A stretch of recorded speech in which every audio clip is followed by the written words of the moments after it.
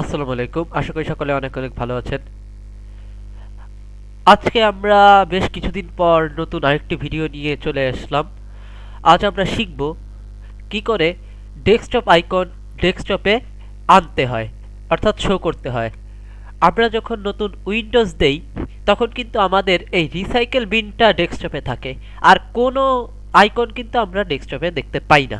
এটা কিন্তু অনেকের জন্য বেশ বিব্রতকর।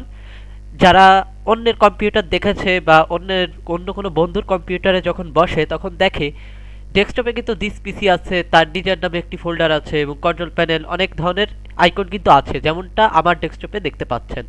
কিন্তু আপনি যখন নতুন উইন্ডোজ দিবেন তখন কিন্তু এই আইকনগুলো থাকবে না, শুধু রিসাইকেল বিনটা ডেস্কটপে আসবে। এটা কিন্তু মাথায় রাখতে হবে।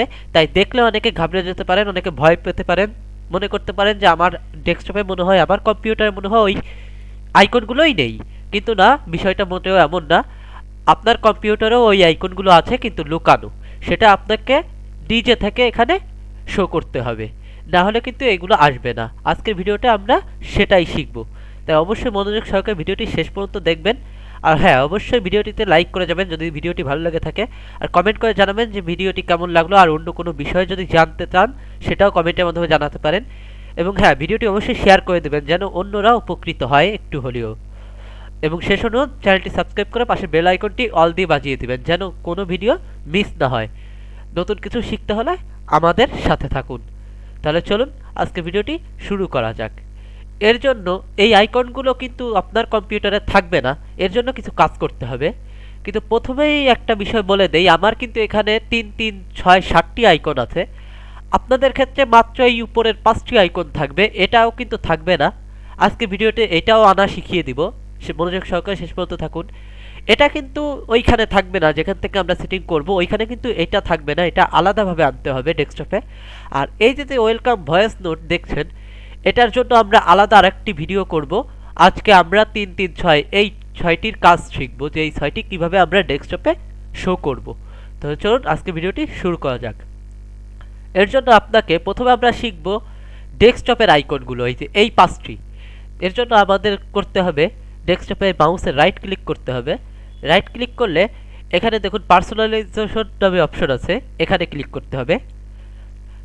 পার্সোনালাইজেশনে আসার পর এখান থেকে থিমে চলে যাবেন। থিমে আসার পর এই দেখুন রিলেটেড সেটিং নামে একটি অপশন আছে, ফাংশন আছে এখানে। এখানে দেখুন ডেস্কটপ আইকন সেটিংস নামে একটি অপশন আছে, এটাই ক্লিক করবেন। এটাই ক্লিক করার পর এই দেখুন আমাদের আইকনগুলো কিন্তু এখানে চলে এসেছে। এই দেখুন এই যে ডেস্কটপ আইকন, এখানে সবগুলো আপনি যদি টিক করে দিন, টিক করে দেওয়ার পর যদি অ্যাপ্লাই ওকে দিন, তাহলে কিন্তু ডেস্কটপে চলে আসবে। আর অবশ্যই কিছু কিছু আইকন থাকবে যেগুলো ডিফল্টে অন্যরকম দেখাবে, কিন্তু আমার মতো আনতে হলে এইখান থেকে এডিট করতে হবে। এগুলো সেটিং করার পর, এগুলো সিলেক্ট করার পর ওকে অ্যাপ্লাই ওকে দেওয়ার পর আপনি এইখানে ক্লিক করবেন, যে কোনো একটিতে ক্লিক করবেন যেটার আপনি আইকন চেঞ্জ করতে চান। এখানে ক্লিক করে এই দেখুন চেঞ্জ আইকন আছে, এই চেঞ্জ আইকনে ক্লিক করবেন। তাহলে এখানে আইকনের লিস্ট শো করবে। এখান থেকে আপনি যে আইকনটা ওই আইকনের উপর দিতে চান সেটা এখান থেকে সিলেক্ট করে দিতে পারেন। আমি আপাতত দিব না, শুধু দেখালাম। আর এইখানে সবগুলো আপনি টিক মার্ক করে দিয়ে অ্যাপ্লাই ওকে দিবেন, তাহলে আপনাদের এই আইকনগুলো শো হয়ে যাবে। এইগুলো একটি বিষয়। আর দ্বিতীয় যে এইটা, এইটা কিভাবে এনেছি, এটা হচ্ছে অন্যরকম একটা সেটিং, এটা বেশ মজার সেটিং। আগে কাজটা দেখুন।